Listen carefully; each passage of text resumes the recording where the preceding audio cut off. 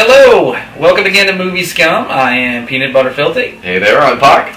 And before we get into this episode again, just want to say another thank you very much for our continuing growing number of fans on Facebook. We have, as of this recording, increased by 20 since the last video. It's been a big week. It has been for us. So in terms of not only page views and fans on Facebook, again Twitter, you're kind of lagging behind. So I'm gonna need you guys to step up on that. But thank you so much. We definitely do appreciate it.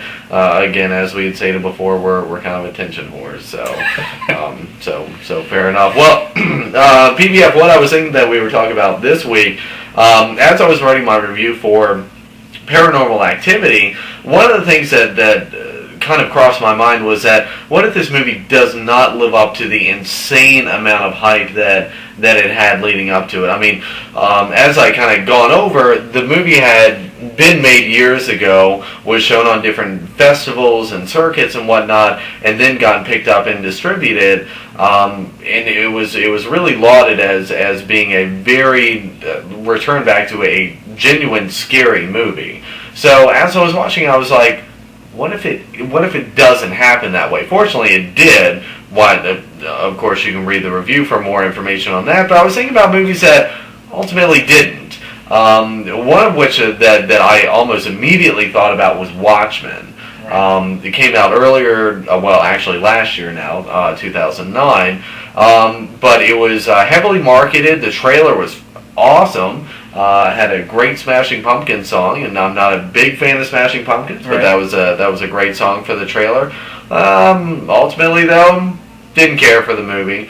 Understandably, I may not have been the target market for it because I'm not, as you are, I believe, not a big graphic novel type of person.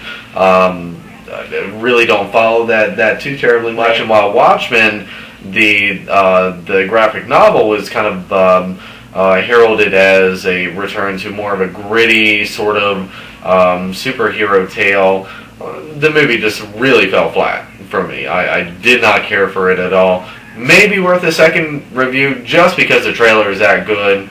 Ultimately, though, fair enough. I didn't see that because, like you said, I'm not, I like Batman and all of that, but I'm not the ones that are, well, those sort of transcend comics right. in terms of just being stuck on a page. Right. And everyone knows Batman, not everyone knows Watchmen. Exactly, and I don't feel like I could fully appreciate it like you're saying the target demographic would.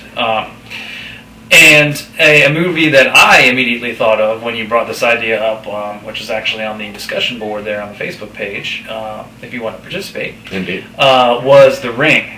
And I remember when this movie was coming out, I worked at a different location, and everyone was coming in, going, "Oh, we're going to see this movie. It looks so scary. It's going to be crazy," and all that kind of stuff. And then, as they filtered in the next few days after having seen it, they were, "Oh yeah, it is really scary. You got to go see it. We're going to go see it again." And I was like, "All right." I waited until it came out on video, and I watched it.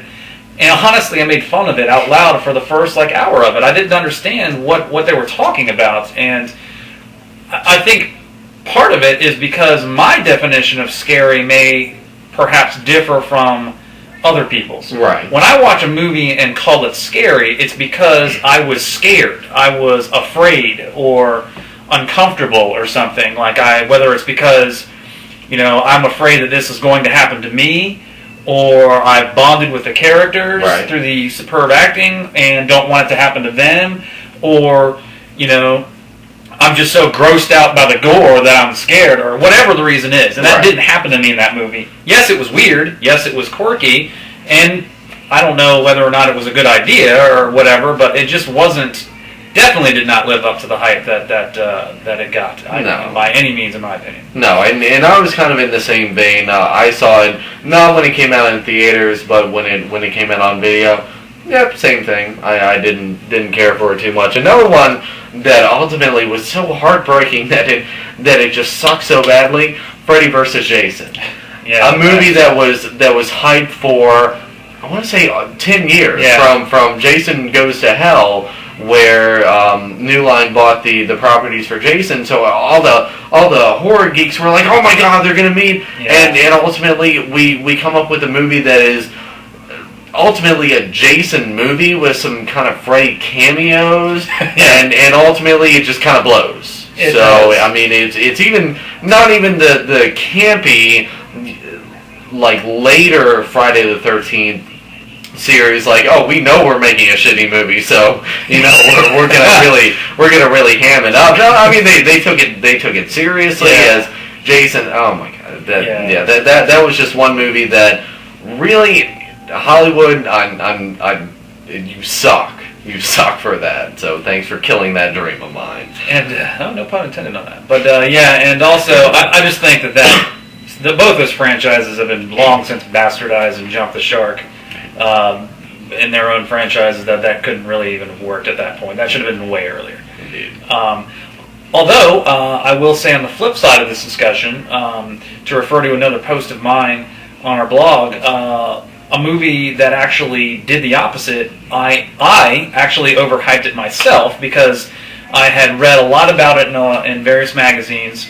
From what I understand, a company formed solely for the purpose of distributing this film, which was Memento. Right. I went into the movie thinking it was going to be the greatest movie I ever was going to see, and I'll be damned if it wasn't. It exceeded my expectations, and it has never happened to me since or before. Right. I mean, I certainly like a lot of movies, but that one actually is always, as you can read in my posts, always on my top 5. Whenever I redo my top 5, that is always on there. Right.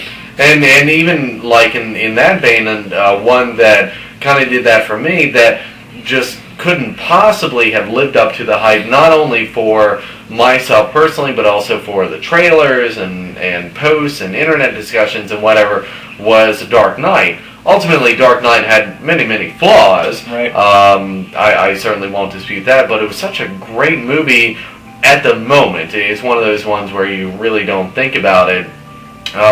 Incidentally, directed by the same guy, Christopher Nolan. So, kudos to you, Chris, for being on the good side of this discussion on both of your movies. Yeah, and he really is actually a very, very good filmmaker. So if you get a chance to see any of his other work, please do that. All right. Again, I think it's going to wrap it up for this week, Puck. Again, thank you very much. Was it entertaining as always? As always. Of course, I'd like to give a shout out to Melissa, Scott, and Megan. Thank you so much for what you do in terms of not only inspiring us, but also bringing other people to the flock, if you will. So thank you very much for that, and all you guys out in cyberspace. Yes, I would wholeheartedly support that as well. And until next week, have a good week and go see a movie. Indeed.